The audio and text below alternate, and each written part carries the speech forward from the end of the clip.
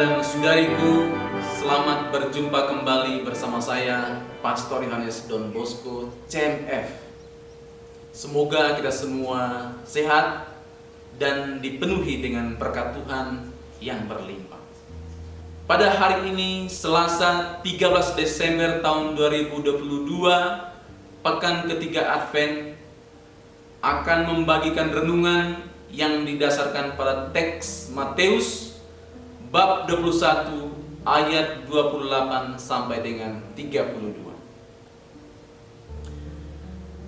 Tetapi apakah pendapatmu tentang ini? Seorang mempunyai 2 anak laki-laki. Ia pergi kepada anak yang sulung dan berkata, "Anakku, pergi dan bekerjalah hari ini dalam kebun anggur." Jawab anak itu, "Baik, Bapa." Tetapi ia tidak pergi. Lalu orang itu pergi kepada anak yang kedua dan berkata demikian juga. Dan anak itu menjawab, "Aku tidak mau." Tetapi kemudian ia menyesal lalu pergi juga. Siapakah di antara kedua orang itu yang melakukan kehendak ayahnya? Jawab mereka, "Yang terakhir." Kata Yesus kepada mereka, "Aku berkata kepadamu, sesungguhnya pemungut-pemungut cukai dan perempuan-perempuan sundal akan mendahului kamu masuk ke dalam kerajaan Allah. Sebab Yohanes datang untuk menunjukkan jalan kebenaran kepadamu, dan kamu tidak percaya kepadanya.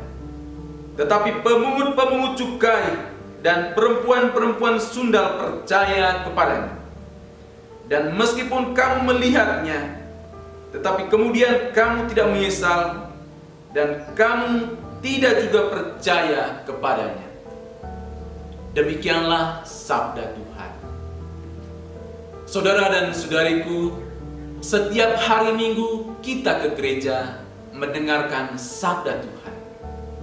Namun, apakah sabda Tuhan itu benar-benar mengubah hidup kita? Jangan-jangan sabda Tuhan hanya berlalu begitu saja, masuk telinga kiri, keluar telinga kanan. Di dalam bacaan Injil tadi diceritakan perumpamaan tentang 2 orang anak. Yang satu, yakni yang sulung, menjawab iya terhadap suruhan bapaknya, namun tidak melaksanakannya. Sedangkan yang satu lagi menjawab tidak, namun melaksanakan apa yang diperintahkan oleh bapaknya. Inti dari perumpamaan ini sesungguhnya adalah agar kita tidak hanya mendengarkan apa yang difirmankan oleh Tuhan, tetapi juga harus melaksanakannya. Kita tidak boleh sama dengan orang-orang Farisi. Orang-orang Farisi itu berjumpa dan mendengarkan Tuhan Yesus, namun mereka tidak percaya dan tidak melaksanakan apa yang dikatakan oleh Tuhan Yesus. Bahkan mereka menolak Tuhan. Karena itu Yesus berkata kepada mereka, "Sesungguhnya pemungut-pemungut cukai dan perempuan-perempuan sundal akan mendahului kamu masuk ke dalam kerajaan Allah." Para pemungut cukai dan perempuan-perempuan sundal mendahului orang-orang Farisi masuk ke dalam kerajaan Allah karena setelah mereka mendengar Yesus, mereka bertobat dan tidak lagi menjalani kehidupan mereka yang lama. Mereka benar-benar jatuh cinta dan mengikuti apa yang dikatakan oleh Tuhan Yesus. Para saudara dan saudariku, apakah firman Tuhan yang kita dengar di gereja, kita cintai, kita resapi, dan kita laksanakan dalam kehidupan kita sehari-hari?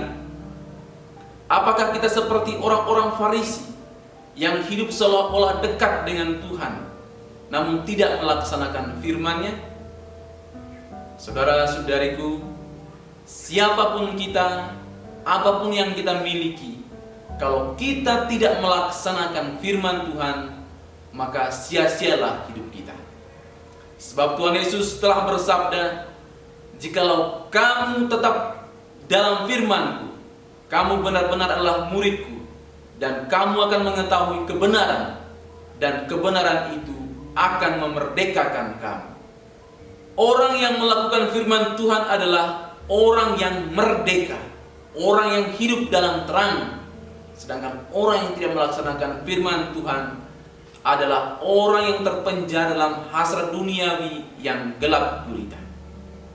Jadi janganlah kita hanya mendengarkan firman Tuhan, tetapi tidak melaksanakannya dengan sepenuh hati. Sehingga seperti pemazmur kita boleh berkata, firman-Mu itu pelita bagi kakiku dan terang bagi jalanku. Tuhan memberkati.